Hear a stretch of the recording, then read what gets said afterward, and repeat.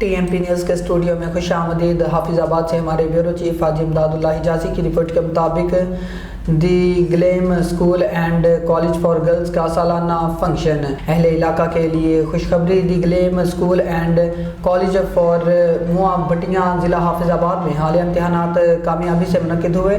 امتحانات کے بعد ادارے نے ایک شاندار فنکشن کا انعقاد کیا جس میں طالبات نے اپنی صلاحیتوں کا بھرپور مظاہرہ کیا۔ فنکشن میں مختلف تعلیمی اور ہم نصابی سرگرمیوں کے پروگرامز پیش کیے گئے جنہیں حاضرین نے بے حد سراہا۔ آپ کو بتاتے چلے کہ خصوصی طور پر منتظمین اور اساتذہ کو خراج تحسین پیش کیا گیا جن کی محنت اور رہنمائی سے نمایاں کامیابیاں حاصل کی۔